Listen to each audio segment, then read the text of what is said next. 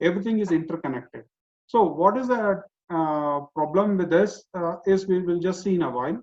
But this kind of a situation, this kind of a solution stack or a solution soup is typically called as a centralized approach, where everything is built bottom up and everything exists and you need everything to run. So this is the options you have for choosing the right fit. Now going to the next option, which is called a decentralized. So what happens in a decentralized? So if you look at from the previous slide and this slide, in a decentralized, first of all, we are taken care of by the system and software. We no more need to bother or worry about what system and what software, because whatever the client or utility that we have, the mobile or the device can still access the software, and this software is always hosted on cloud.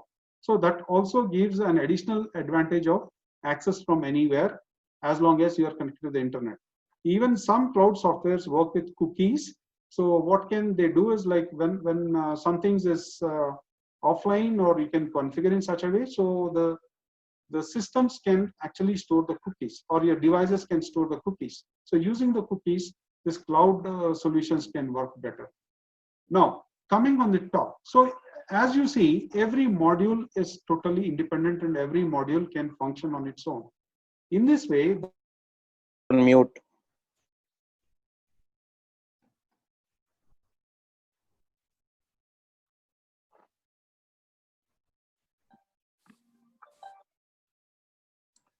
sorry for that. The system was really, the net was really the problem. Okay, so this is a decentralized approach where you see everything clearly layered. Whatever goes, it goes on the cloud. So you don't need to really care of the systems that are deployed or the software that is deployed. And what you can focus is only on the area that you are looking for. Because in a previous scenario, if you have to buy a LMS solution, you have to buy the complete stack. So as you are buying the complete stack with all the features, definitely the cost will be in the same manner. Or you might be buying something which you will never use in the lifetime. But in a decentralized approach, what you can do is you can do things by your own. Depending on whatever is your focus, irrespective of whatever is your priority, you can build independently and link it them to the cloud. And the way it works is like, let's say if I want to start with e-learning, so I can only build my e-learning module and launch it on the cloud.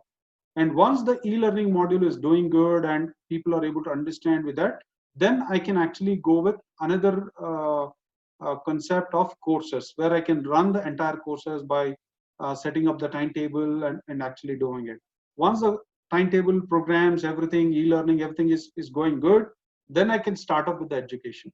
Then once this education is also there, then I can bring up the tracking on what's happening, the behavioral or the analytics and all. Same way, I can also have the documentation and a lot of process that can be streamlined with this. Plus, at the same time, we can also have the management module that can be built. So like this is just an interpretation of what we have saw from the stack.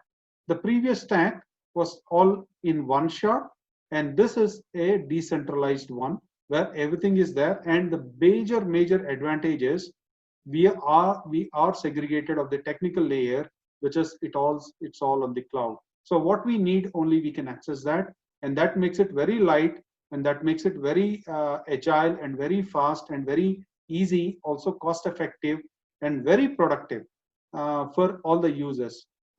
Let's say if I have a ERP or a focused online solution, so whether I like it or not, I have to go to the same menu. I have to select the items from the menu, and then only I'll get access to it. So whether I don't want also, that's the process, because that's how the system is built and that's how it is stacked. But in a decentralized way, I don't have menus. I just design the way I want. So I want to just get onto e-learning suite. I'll just go and access the e-learning and I'm done. Because the backend will take care of all the authentication.